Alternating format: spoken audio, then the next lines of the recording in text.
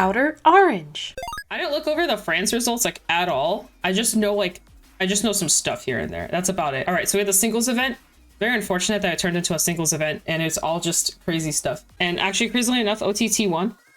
I know the amount of stuff was small. There wasn't as many players, obviously, but still they're good players, so I can't really knock the bat, and you can't really knock it too hard. They're still good people. We had OTT in first, Ange, and then we had Chaos. 2B. Oh no, this isn't Chaos. This is our Avengers actually.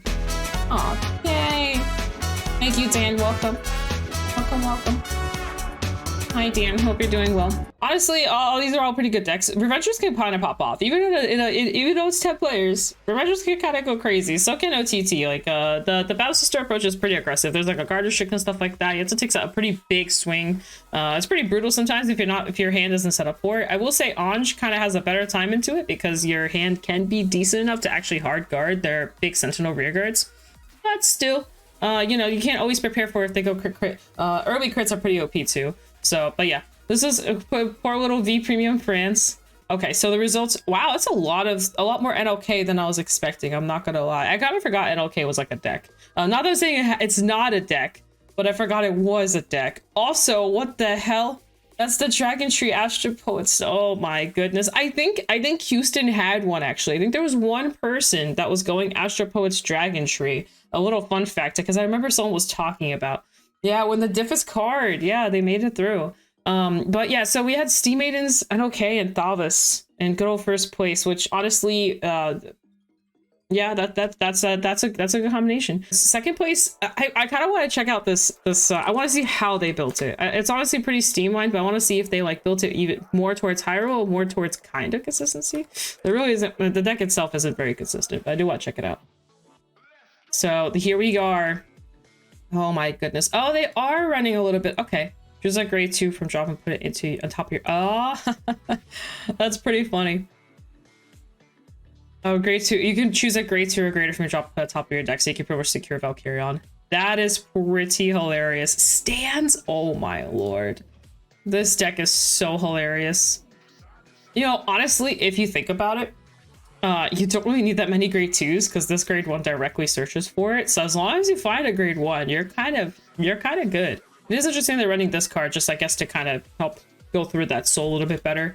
But yeah, basically if you don't know what the win con is, you get the 10 drive win con and just slap face for 10 drives with Valkyrion, restand him, and then attack again. Essentially, you only lose 5 drive, only 5. So you will restand with 5 drives essentially. Still, so that's 15 drives, and that's before the Vanguard attacks, which is another 2. You can stack heals or stack the Dragon G for the drive checks. Yeah, you can do a lot of stuff. I think primarily you're probably gonna want to go for the 10 drive because then you just hit OT and kind of win the game. Your opponent, it's a literal one shot. I don't think this actually exists. This G zone doesn't actually it doesn't actually matter. It's a G zone. So I'm actually curious what they put in here. Isn't this Fenrir? It looks like, oh, it's Vanagander. Never mind. It looks like, oh, it's kind of like Fenrir. But yeah, basically very high roll. Very, very high roll. But honestly, I like this. I think this is a very interesting tech option that they chose to go. You can Marduk. But I mean, it's fun. It looks like it's fun to play. Like once you get your condition going, like what is your opponent gonna do? OT? Because that's their only out. And even then, even if they do OT, you can still hit your OT and still hit over, right? So everything is still hitting over, just barely. But anyway, so aside from that, though, it looks like we got dolls and okay as our other options here, which are also good. Honestly, so far I'm seeing all very strong decks. I'm kind of curious what the NLK stuff is doing. I didn't realize NLK was gonna actually be potent, like at all. I was expecting people to take it. I'm not saying the deck's bad, but I know this card is like really helping with a lot of the stuff. So that's really good, but it seems like a pretty standard list for the most part. I know some people change it up a little bit here and there, and some people run like more consistency versus more soul charge because it's kind of up to the opponent and not up to the player that like what they're trying to strive for. And then we have Team Cardiff, which is Solom, Astro Susano. I can't remember who the third person is, but pretty much the trio. They competed with. I like how they did not give away their list. They're like, we're not done yet. We still got more events to go to. I think Maxime actually posted his list, but it's probably gonna change again. So I'm gonna be real, and that list is it probably already changed. But anyway, so yeah, so we had the Highlander, we had the Narukami, and the Minerva coming out. We've got to see Minerva's been showing more results. The deck's actually just no codes. Oh. It's all on their Twitters. Yeah, I figured as much. Oh, welcome in, Stardust. Welcome in. Yeah, I saw them post about it, so it's okay. Either way, you know, if they want to be like a little bit more, you know, discreet about it, that's fine too. But honestly, I am a little surprised to see this. I've been seeing this show up on the English side as well. It's Narukami doing Narukami things, but I'm not surprised that Narukami topped or anything like that. I'm surprised that specifically this boss, but on the other hand, I don't like sit here. Oh yeah, it'll K me harder. That is a good time for it. I don't like sit here like analyze every single Narukami boss that people take. I just kind of see Narukami and go, that's Narukami. They're gonna find my crap. But I did like the list that Maxime took for his Highlander one. Is out of all three of these, it's the only deck I know like precisely what it does. So like I looked at it, I was like, yeah, that sounds pretty good. And this is without Q-Tire, by the way, so something to keep in mind. But yeah, pretty good stuff. Honestly, all really good choices. And then last but not least, we have the Katrina, Narukami again with the NOK combo. So overall, it looks like everybody took pretty much what they thought was going to perform pretty well, and honestly performed pretty well. So I think all these decks can shine in every single way. I think all the decks here are pretty good. So much sugoi. But next we have D. I miss D. Good old D's nuts. Oh, welcome in, Milky Latte. I'm glad your latte's milky. But yeah, that probably sounds really weird. I'm so sorry. That probably came out so much weirder. I'm just happy your latte's got milk in it, man. D, honestly, I've actually been thinking about picking up the bunny deck recently. But sorry, I saw the bunny deck on the list. I was actually straight up looking at it today. But anyway, so first place we have the Ava Jet Overlord combo. Honestly, a very, very, very strong picks here. There's always like the third option where it can kind of be whatever you want it to be, but I feel like it's like Ava Jet something. Like if you really just like don't want to think about like meta wise like what to take, if you just want to like, I don't know, just if you don't want to think about it, I feel like Ava Jet something is like the easiest way to start. And that we're actually seeing that basically here with the exception of one team, but pretty much I think in that third slot it could be like Overlord, it could be like Leticia, it could be Velstra, it could be a lot of things. That third slot is like very flexible. Yeah, first place, honestly, that list right, those three right there is like what I would take to compete. So we have the Bunny Ava Jet. Honestly, Bunny's pretty good right now. Also, there's like a new promo that came out too. I'm not gonna lie, I've been recently like really craving testing the bunny stuff. So I tested a little bit on CFA, but only CFA. I don't actually own the cards, so I might actually pick up the cards and like actually test it. It seems actually very reliable. I like sort of the engine that's been the Deer Days has been like really pushing me to want to play it. Anyway, third place we have the Avo Velstra Jet. Velstra is also another really good pick, but you know what issue I have with Velstra? With Combine Rusher restriction, this is not with Combine Rusher restriction. This is the English side of things. But I think even with Combine Rusher, without Combine Rusher, the deck will still perform. So maybe at least on our side, like I said, we have like a little bit of a different meta from JP. In JP side, they are the Ava's starting to fall off. It's still strong, but it's starting to fall off. But on our side of things, I think even without Combine, the deck will like perform really well. But yeah, so Velstra is really good. The only issue I have with Velstra is it has like no kill pressure. It's all like reliant on your opponent like soaking in a lot of damage a turn, and then they just kind of kill you next turn. Like there's no crit pressure. It's something I noticed because actually one of my teammates, I just played D like in Houston, and we went Jet, Ava, Velstra, and our Velstra player, though he played exceptionally well, he kept losing to heals because he has no crit pressure, right? So he's just swinging for one damage, swing for one damage, swing for one damage, and then opponent heals out, and then he loses. And I think he had like 3 matches that all went exactly this way, which was like very unfortunate. Like my games ended pretty fast, I think, except for like one. But every time I look to my Velstra player, I'm just watching him, and I'm like, oh, he won the game. Like he's about to kill them, and then boom, they heal. And then this happened. I kid you not, this happened like every single round. That he literally just kept getting healed on. Yeah, Velstra's weird. Velstra's so strong, it's so not strong at the same time. It feels so like powerful because you can like retire and like you can minus your opponent quite a bit, and it has multi-attack, it's got all this crazy stuff going for it. Place we have the Buff Sakura, we have the Velstra, and then we have the Ava. The Bob is a little odd to me, but the crit pressure does go kind of crazy sometimes. It can be very aggressive. It's a little piece reliant though, and otherwise the deck's good. It's like I always thought it was kind of like a tier 2-ish deck, so you know it's not like in the dumps anywhere. And I think there's some new stuff that came out recently that works with the. I'm actually kind of curious. Let me see what their deck list looks like. Let's see, it's H1 8F. H1 8F.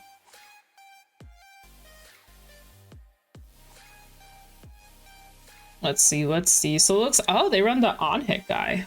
That's interesting. I'm pretty sure people don't normally run this.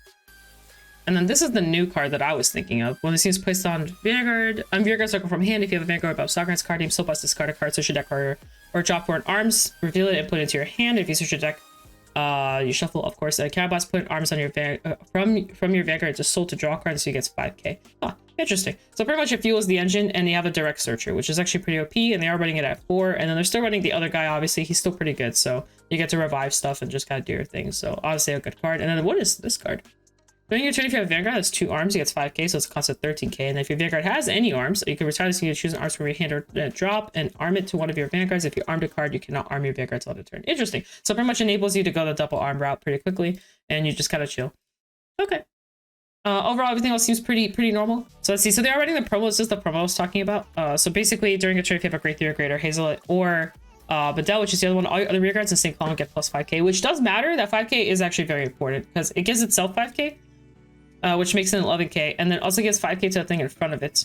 All your other rear guards, oh no, it's all other rear guards as this unit get 5k, so the thing in front of it pretty much gets the 5k. It's really interesting. But anyway, okay. Sorry, you get all your trigger units on rear if you and in your deck are regarded as normal units. That's so interesting. I wonder if does that first part matter? I know it matters for Medell, but does it matter for Hazelet? Or sorry, it's like, what is it? Is it, well, how do you say her name? Mediel or something? I don't know. Or yeah, Mediel. But I know it matters for her because she has like special effects that go off of based off normal unit / trigger unit stuff. But I don't know if it matters for Bundy-chan. Now you want to know their record? Yuka is super expensive. Yeah, Yuka's very pricey. Very hard card to obtain. Yeah. Oh, it says choose up to 5 of your normal unit rear guards until under turn they get plus 2k power. And then this says all your triggering units on rear and deck are regarded as normal units instead. That's so interesting. So you can call a trigger and use this effect on it. I don't know if it's important, but you can do it. I don't see why you'd want to, but you can.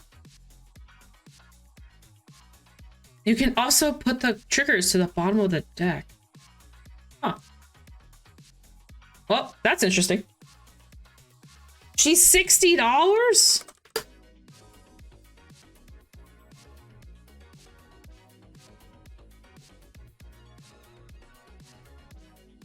That's just... I don't have a response to that. I don't know she was 60. Ooh. Wow.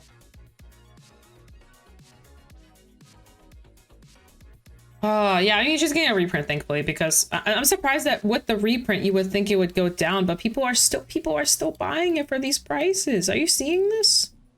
Holy palooza. Anyway, back to this. But yeah, this deck isn't running Uica, actually. I know some people do run it because it enables the effects, but this one actually isn't running it. So this is a Uica-less deck. So if you want to experiment, you can. It's right here in front of you. But otherwise, everything else is just support for her main skill, because she has like this weird effect where she works off of awkward numbers. Like these weird 10Ks and stuff like that, and 12Ks, and then this card right here pretty much enables off of that as well for 12Ks, 9Ks, and 7Ks. Very weird. It's actually the reason why I didn't want to play Bunny Girl. I didn't like the whole like I'm never really a magic number thing, but then like her actual effect kind of helps to deal with that. It's just weird for early on. It's like you have like no early pressure because everything's really awkward numbers. But otherwise, I always thought the deck was pretty cool. And then doesn't your back row attack as well? I'm trying to remember what, but doesn't something give back row attack, or you move it or something? When your other rear guard is bomb deck, so boss this unit gets plus. That's not the one. When this unit boosts the rear guard, if you have a blah blah blah, choose one of your back row rear guards and move it to the open front row. There it is. There it is. So you pretty much can attack with your front row and then use her effect and then swap stuff essentially. It's just swapping positions. Yeah, that makes sense. I knew it did something that enables you extra attacks. Just can't remember exactly what it was. But overall, a very interesting list. Doesn't run the Uica, so you can save what, like $280 and just play this instead. Otherwise, I think that's it for France. We went over the other ones, so I think we're good there. But yeah, that's the France results. Honestly, overall, pretty good stuff. I really like the premium end. I think that's my favorite one out of all of these.